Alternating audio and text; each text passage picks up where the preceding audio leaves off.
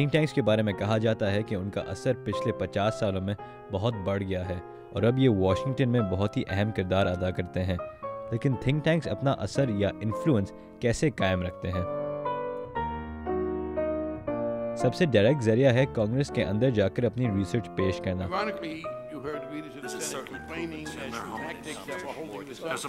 Think tanks کے اراکین مختلف موضوع پر ایکسپرٹس مانے جاتے ہیں اور چونکہ زیادہ تر تھنک ٹینکس کانگریس کے قریب واشنگٹن میں ہی کام کرتے ہیں، اس لیے ان کا کام کیپٹل ہل پر غور سے دیکھا جاتا ہے.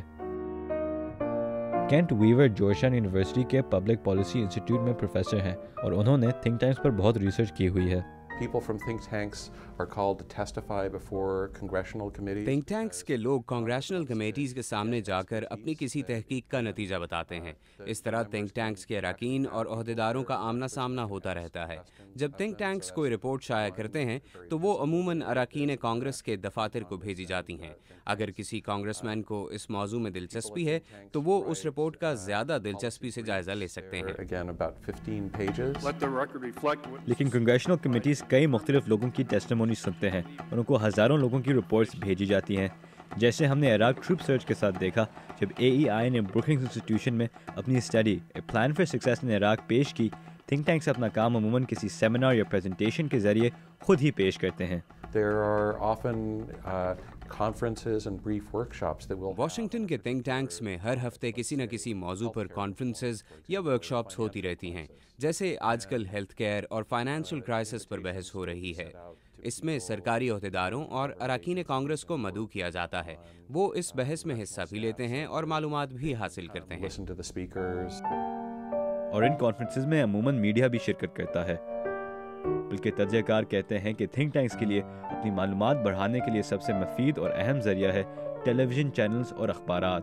تھنک ٹینکس کے لیے ایک بہت بڑی کامیابی ہوتی ہے جب کوئی اخبار اپنی ہیڈ لائن میں ان کی کسی رپورٹ کو کوٹ کرتے ہیں. اس طرح وہ عام شہری بھی تھنک ٹینکس کے نام سے متعارف ہوتے ہیں جو عموماً ان کی پوری رپورٹس نہیں پڑھتے.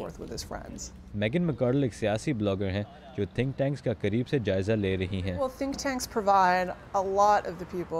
سے لوگ جو آپ کو ٹیلی ویژن پر کسی سنجیدہ موضوع پر بات کرتے نظر آتے ہیں ان کا تعلق تھنک ٹینک سے ہی ہوتا ہے. یہ لوگ ٹاکنگ ہیڈز کہلاتے ہیں. صحافی انہی لوگوں کے انٹرویوز اپنی رپورٹس میں شامل کرتے ہیں. تجزیہ کار کا کہنا ہے کہ تھنک ٹینکس خود اپنی اہمیت اور اپنی کامیابی کا جائزہ انہی چند چیزوں سے لگاتے ہیں کہ لوگ ان کی بات کس حد تک سن رہے ہیں. کیونکہ تھنک ٹینکس نان پروفٹ ادارے ہیں، وہ اپنے منافع اپنے بورڈ ممبرز کو نہیں دکھا سکتے. اسی لیے جب کوئی تھنک ٹینک کا تجزیہ کار کانگریس جا کر ٹیسٹیمونی دیتا ہے یا کسی نیوز چینل پر آتا ہے، وہ اپنے بورڈ ممبرز کو بتاتے ہیں اور اسی طرح وہ اپنے کام کا نتیجہ پیش کرتے ہیں. تھنک ٹینکس اور حکومت اور پبلک کے درمیان رابطہ تو میڈیا اور کنگریشنل ہیئرنگ سے ہوتا ہی رہتا ہے، لیکن سوال پھر یہ ہے کہ تھنک ٹینکس کی پالیسی ریکمنڈیشنز سرکاری پالیسیز میں کیسے تبدیل ہوتی ہیں.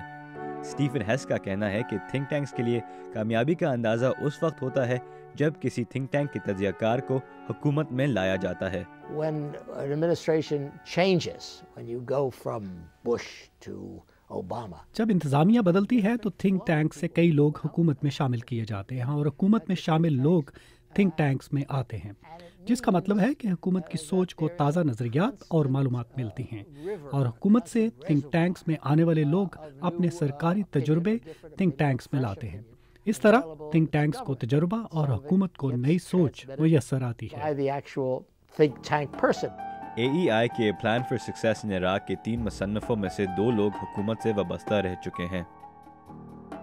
ریٹائرڈ جنرل جان کین امریکی ملٹری میں 4 اسٹار جنرل اور vice chief of army staff کے عہدے پر فائز رہ چکے ہیں، اور کینتھ پولک جو بروکنگز انسٹیٹیوشن سے تعلق رکھتے تھے ماضی میں نیشنل سیکیورٹی کونسل اور CIA میں کام کر چکے ہیں. اور کچھ تجزیہ کار کا کہنا ہے کہ یہ ایک خطرناک موضوع ہو سکتا ہے کیونکہ ایک بار پھر واشنگٹن میں ریوالونگ ڈور گھومتا ہوا نظر آ رہا ہے.